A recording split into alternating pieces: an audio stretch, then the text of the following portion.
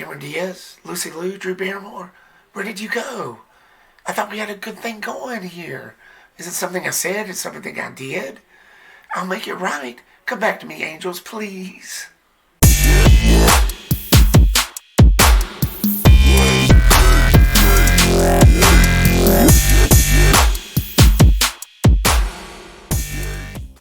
What's up, people? Welcome back. Today I'm going to be covering the new Charlie's Angels film. Charlie's Angels is about a young engineer who blows the whistle on a dangerous technology which forces Charlie's Angels to be called into action, putting their lives on the line to protect us all. Before I get into this review, when I was in high school, I had an art class, and every time I would sit with these three really beautiful girls, and every time I would sit with them, they would always refer to me as Charlie. Now, they knew my name, but they would always joke with me. Those were like one of the best moments I remember the most in high school. With that out of the way, let's get into the positives of Charlie's Angels. The look and feel of this film was done pretty well. It was shot pretty good. It looked smooth. You could tell that by the budget, it was not made for that much.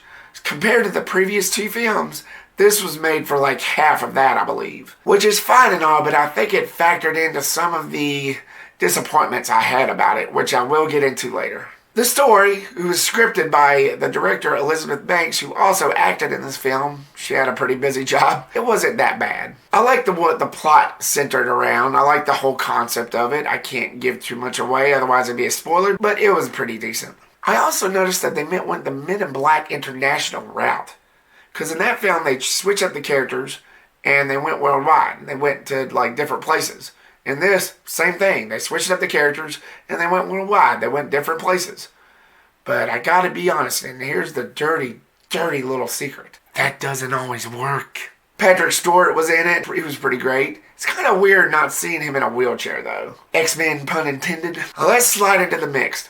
The Angels. We get Kristen Stewart, Naomi Scott, and Balinska.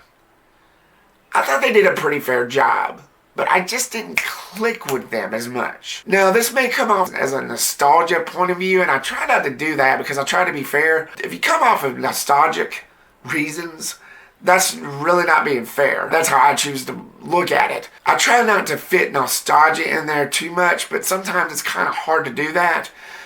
But I just didn't find them as interesting as I did Cameron Diaz and Lucy Liu and Drew Barrymore. They were beautiful, they were cunning, they were what you'd expect out of Charlie's Angels. It's just the chemistry between them, I couldn't get with them.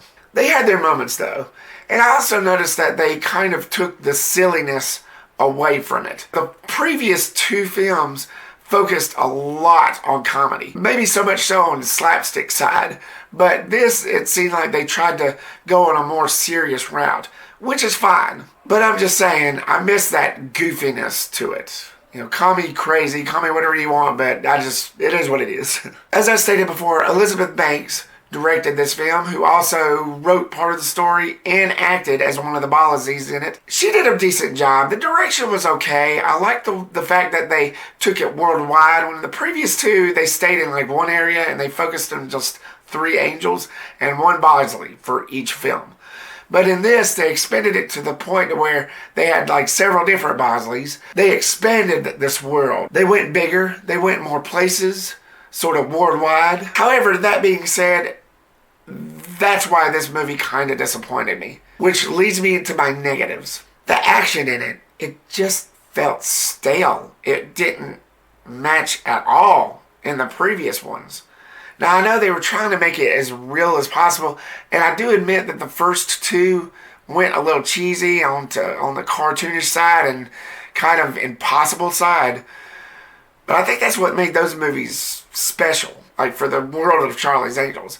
In this, they try to make it more realistic, and I get that, but it just felt so watered down to the point that I found myself nodding off a few times. Not to the point where I slept, but I just couldn't get into it. I'm going to be blunt. It was a little bit of a snooze fest in some parts. And when the action was going on, it was decent, but it didn't last long. And it took him forever to get to another action scene. This movie was more about story concept, I believe, and characters than anything else. It was more about that aspect than the action, I believe. And for me, that's kind of what ruined it. Now, like I said, don't get me wrong, I enjoyed the movie. There was some good moments to be had. It's just, I felt like the action could have been there a little more. And last but not least, on my negatives, the title. This is clearly a sequel to the previous films. They say it all the time, they reference it. You even get pictures indicating that it is a sequel. So why call it Charlie's Angels? Everybody's going to think it's a reboot. Why not call it Charlie's Angels Worldwide or something? I never understood why Hollywood execs always choose to go that route with their titles. They did the same thing with last year's 2018's Halloween. On to my final thoughts. It was decent enough, but for those of you who are hardcore fans of the first two, don't expect much. I'm giving the film a C+. So, Charlie's Angels, have you seen it? What did you think of it? Leave me a comment down below and give me your thoughts. Stay tuned for more videos and reviews coming soon to a computer screen or a cell phone near you. Thank you so much, guys, for watching this video. Like, subscribe, and get reputation by clicking that bell icon so you miss a thing. Peace, rep out.